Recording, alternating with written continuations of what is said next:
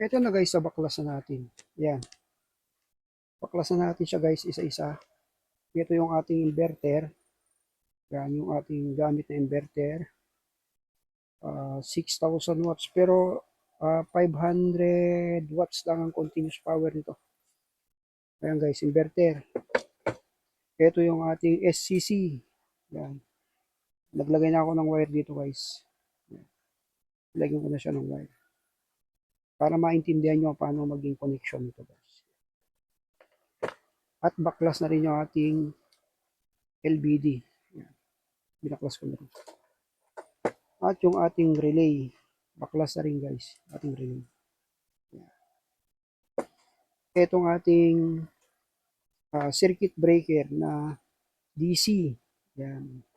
20 ampere na DC. Ang gamit nga pala nating ano dito, circuit breaker, yung Grand Q. Yan, napakagandang brand nito guys, yung Grand Q. Yan. Saka gumamit tayo ng isang AC breaker kasi wala tayong DC. For tutorial lang naman. 20 ampere din siya guys. Yan. Para sa pag-tutorial lang. Yan. O, yan lang ang gamit guys, Saka itong ating outlet. Ito guys yung ating outlet. Yan, outlet. Ito yung outlet natin guys. Meron na rin siyang plug. O, umpisa na natin guys yung pagbuo. Para maintindihan ng ating followers na nagtatanong kung paano isa-isahin. Unahin natin to guys yung ating inverter. Ito. Unahin natin to. Lagyan muna natin dito. Lagyan natin ng wire guys. Lagyan natin yung kanyang wire. Ito guys yung mga wire niya. Binaklas natin kanina. Ito yun. Lagyan muna natin guys. Lagyan muna natin itong positive. Tanggalin lang natin yung pinaka-terminal niya. Ayan. Isuot lang natin dyan. Ayan. And guys, mabilisan na lang to guys. Diyan na natin ganong para maintindihan nyo lang. Ayan. Lagay natin to. Yung wire na black para sa negative. Ayan. Pag black kasi is negative. Ayan. Ayan guys, okay na. Nilagay na natin. Lagay muna natin dito. Ngayon guys, ito naman ang naglagay na tayo ng wire dyan.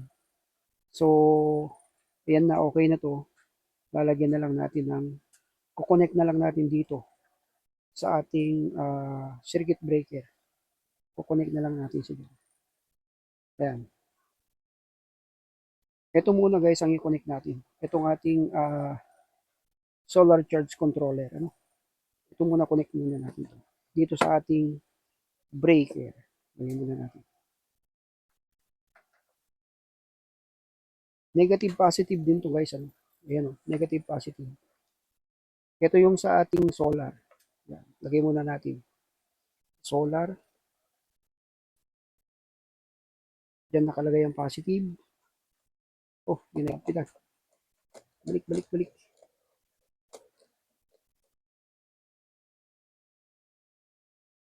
Ayan guys. Yan yung positive. Para din na kayo maligaw. Pasundan nyo. Ayan. Ayan guys, lagay na rin natin yung sa solar panel na isang positive. Kita nyo to guys. Sa solar panel to guys. Lagay na rin natin.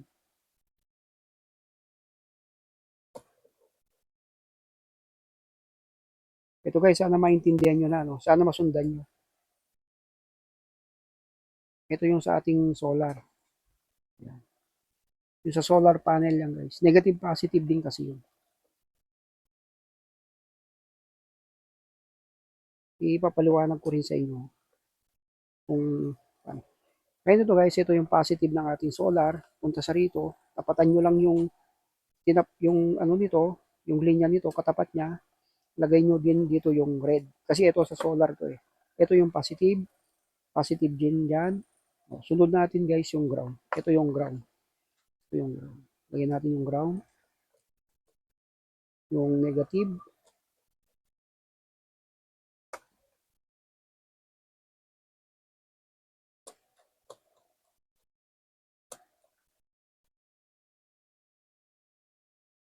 Ayan guys, ilagay na natin yung negative. Ngayon guys, sapatan din natin yan. Doon din natin ilagay yung wire na negative ng solar. Ayan, lagay na natin.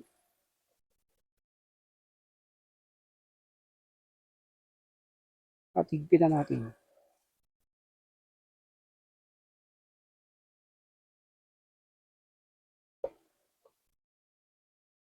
Ayan guys, siguraduhin nyo dapat mahigpit yung mga wire kasi delikado rin to, nagiinit ito pag hindi mahigpit yung wire.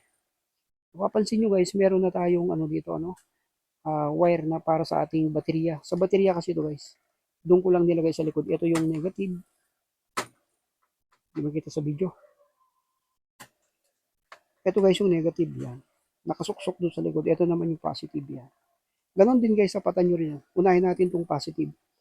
Ito yun guys, sa baterya kasi ito eh. Yan, lagay muna natin.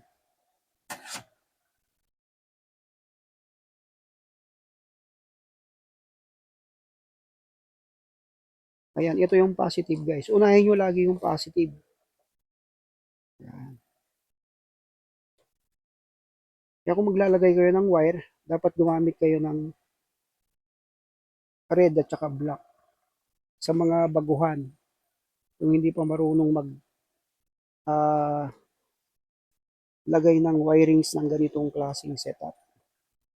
Gumamit kayo ng red and black para hindi kayo maligaw sa pagko-connection nito. Pag bumili kasi kayo ng uh, inverter, meron siyang kasamang wire na para sa baterya. Red and black yun guys. Kaya hindi kayo maliligaw. Lagi siyang merong red and black. Yung guys, ayan guys, nailagay na natin yung ating uh, SCC, yung solar charge controller. Nailagay na natin dito sa ating breaker. Ayan. Sunod naman natin guys, ilagay na natin yung ating inverter. Ito na guys, ito medyo ano to guys ha. Lagay na natin yung ating inverter. Medyo mag-unat tayo ng wire. Yan. Kasi medyo lumayo yan eh. Ito guys, yung ating inverter na itong negative niya, lagay natin dito sa baterya guys. Sama natin dito sa block nung nilagay natin kanina sa ito sa baterya ito. Ito guys to. Yan. Lagay natin dito guys para meron siyang breaker protection. Yan. Lagay muna natin guys yung negative ng inverter.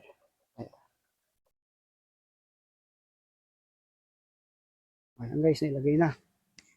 Sunod naman natin ngayon guys, dahil yung positive nitong ating inverter, ito ay pupunta dun sa ating relay. Punta sa ating relay ito. Punta dun sa ating relay. Kung wala tayong relay na ganito, pupunta naman itong wire na to ng inverter natin dito, direct na rito sa ating circuit breaker. Pupunta siya ng baterya. Guys, ito.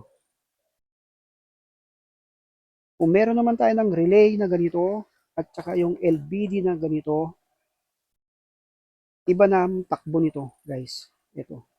Iba na ang pupuntahan nito. Pupunta itong red na to, na nanggaling sa inverter, pupunta rito sa ating relay. Dito na guys, dito na natin nilagay. Yan. Connect natin dito guys.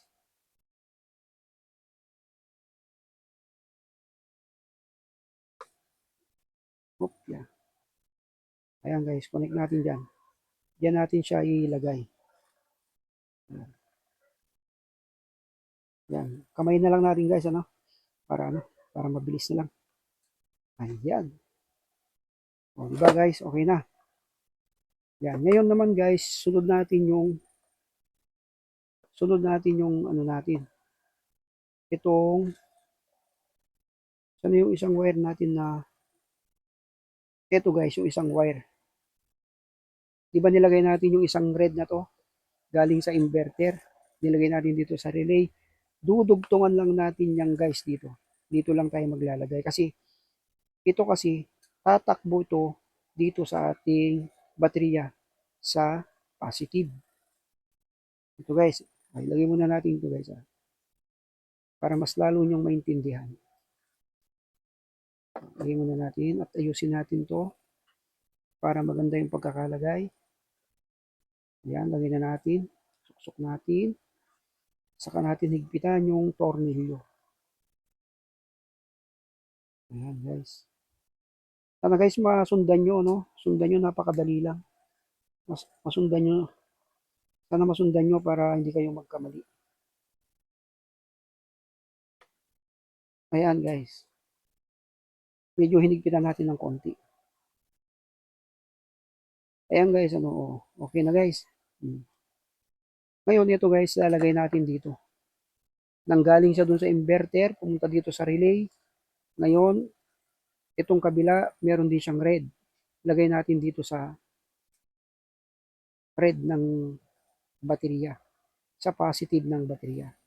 So guys, lagay natin siya dito. Ito, sa katapat nito. Ayun, sa red. Yung red na connection din nito. Lagay muna natin guys. Para, ayan. Higpit na lang natin na mabuti yung terminal ng mga ano, mga breaker natin. Ayan. So, ngayon guys, kita nyo na, itong ating inverter, yung kanyang red na wirings na positive, pumunta siya rito sa ating, ito guys, diba? Ito, pumunta rito sa ating relay. Ayan, yung, para mag-connect siya sa baterya, dito sa kabilang terminal, maglagay din tayo ng red na wirings. Pupunta siya dun sa battery natin. Ayan. Ayan guys, ano, galing sa inverter, punta ng relay, tumawid dito sa kabilang tornilyo ng terminal, pumunta na siya doon. Positive, positive din yan guys. Ano? Positive, positive din yan. Kaya, ito parang magdugtong lang yan. Kasi, kaya lang ito kasi, may switch kasi ito, nag-automatic kasi yan. Kaya, ayan, tumawid siya doon, punta siya doon sa baterya. Ayan. Yung ating ano naman, isang negative o ng wire ng ating inverter, pumunta sa rito sa negative ng ating baterya. Sana guys masundan nyo, ano? Pinapaliwanag ko naman, ano? At etong connection nito guys, wala na tayong ilalagay dito. Siya na yan. Siya na yan. Yung sa solar, ito, nilagay na natin sa solar. Saka yung sa baterya, nakalagay na rin yung baterya para gumana itong ating SCC. Yan. Ngayon naman guys, dito naman na tayo. Wag na nating ano, dito na tayo. Meron pa itong terminal na dalawa dito sa baba. Ayan. Ayan. Meron pa yan, ano. Ito guys, negative positive to. Ito na yung sa LBD natin guys. Ayan guys, tignan nyo. Negative, positive. Pero, ito kasi guys, kahit na magbaligtaran tong dalawa na to, ubra, itong dalawang wire na to. Ito, kahit magbaligtad dyan, pwede. Pero pagdating dito kasi, negative, positive kasi yung connection dito. Dito sa ating LBD. Ayan o. Meron siyang positive dun. Kita nyo. May positive siya dun. Dito makikita nyo rin. Ayan o. Positive at negative. Ayan. So, ilagay natin to guys ngayon dito. Ganito kasi connection yan. Lagay natin muna yung positive. Ito guys yung positive. Kita nyo yung positive. Itong wire na red na to, lagay natin dito sa positive. Ayan. Ihigpitan natin guys. Ano? Higpitan natin siya.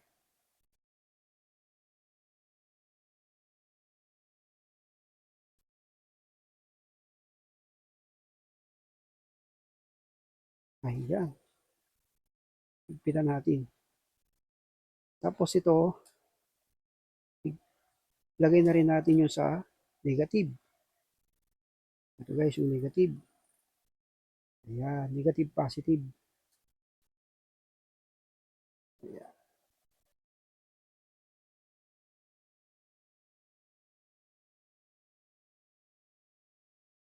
Ayan guys, nilagay na natin. Ayan. Negative, positive. Ito kasi guys, out kasi to. Out ito. Pupunta dun sa relay. Ayan. Pupunta dun sa relay na ganun. Ito guys, negative, positive din. Dito guys, sundan natin yung negative, positive dito. Ilalagay natin to dito sa baterya. Kasi kukuha itong ating LVD ng supply dito sa baterya. Kaya yung red guys, ilagay natin dito sa red ng ating terminal ng ating breaker. Lagay muna natin. Dahan-dahan na yan guys ha. Sana masundan nyo. Mahaba na yung ating video. Ayan guys, nilagay na natin yung pula. Yung positive. Ngayon naman guys, sunod natin itong negative guys. Lagay din natin dito sa negative ng ating baterya. Sa terminal ng ating breaker. Ayan guys, sana masundan nyo.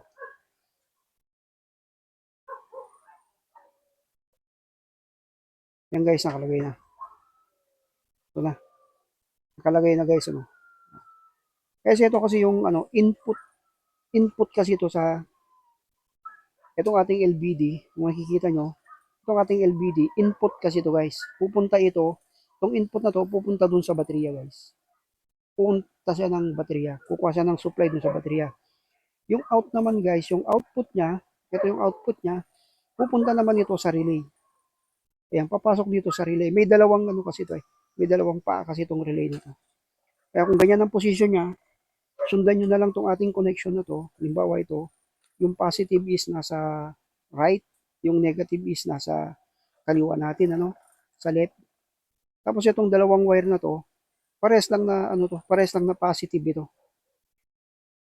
Yung positive ng ating relay, inverter, pupunta rito sa relay natin na pass. Dito pupunta. Tapos tatawid yan dito.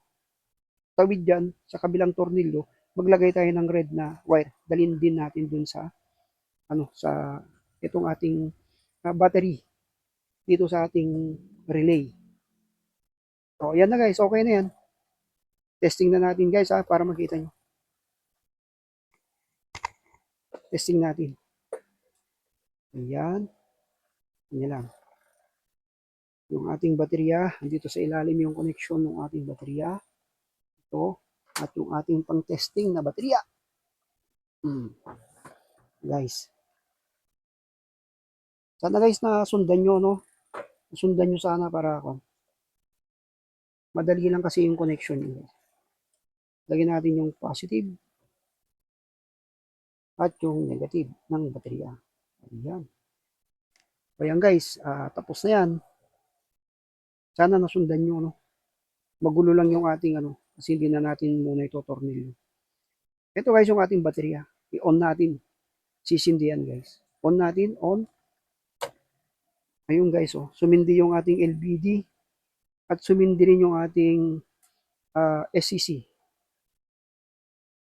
Wala tayong panel guys. Ito yung sa solar panel natin to yung. Ito yung sa solar panel. Yan. Ito kasing una na to guys, sa solar panel kasi ito. Ito. Itong unang connection na yan, solar. Yung sa gitna guys, sunod yung sa gitnang dalawang butas na yan, sa baterya yan guys. Negative, positive yan guys. Ito yung positive, ito yung negative. Ito sa dalawang butas sa dulo guys, ito sa ilaw na to guys. Ilaw kung gusto nyo maglagay dito ng ilaw na 12 volts, dito kayo maglagay sa dulo na tong dalawang butas na to. Ito yung positive at negative. O sana guys na sundan nyo, no? Ayan. Napakadali lang ng wirings ng ganitong setup, ano. At ito nga pala, meron tayong dito, outlet at meron tayong plug. Ito yung ilalagay natin dito sa ating inverter. isasaksak natin siya dito sa ating inverter. Ayan guys. Saksak natin siya dito sa ating inverter. Ayan. Pag inon natin yung ating inverter, pag inon natin dito yan, meron kasing on-off dito ng patayan. Pag inon natin yan, pwede na natin magamit itong outlet na to. Magkakaroon siya ng 220 volts. Ito guys. Na nanggaling naman, na nag-supply ng power, ang nag-supply ng power dito sa ating inverter, itong baterya. Ayan. Ngayon naman guys, papaliwanag ko itong trabaho nitong ating LBD. Ano? Itong LBD kasi natin na yan yung nagsisettings dun sa para hindi ma-discharge yung ating baterya, para hindi maubos yung karga. Halimbawa ganito, 10.5 ang lobat ng ating baterya. Pagka inabot na ng 10.5 yan, kusang mamamatay ito guys. Mag-shutdown ito. Mag-automatic kasi na dito, ito yung bilang 10.5. Pagkaabot ng 10.5, pipitik itong ating relay. Pipitik yan, papatayin niya yung ating inverter. Ngayon naman guys, pagka ito, halimbawa namatay na to, siyempre magcha-charge yung ating solar panel, magcha-charge yan, cha-charge niya yung ating baterya, tataas tong ating voltahe ng ating ng LBD, makikita nyo dyan, tataas yan. Pag umabot ng 12 volts yan, pag nasa 12 volt na siya, pipitik na ulit itong ating relay guys. Pipitik yan, aandar ulit itong ating inverter. Magsusupply ulit siya ng 220. Supply ulit siya ng 220. Yun ang trabaho ng ating LBD at saka itong ating relay. Ito naman SCC, ang trabaho lang nito is mag-charge ng ating baterya at mag-load. Pwede ka mag-load. Yun yung trabaho ng ating SCC. Ito mga breaker, ito yung nagsisilbing protection sa ating mga gamit na yan. Itong ating mga breaker. O yun lang guys, sana nasundan nyo. Ang haba na ng ating video. Sobrang haba na. Hanggang dito na lang guys. Sana yung nag-request ay naintindihan niya. Nasundan sana niya. Maraming salamat.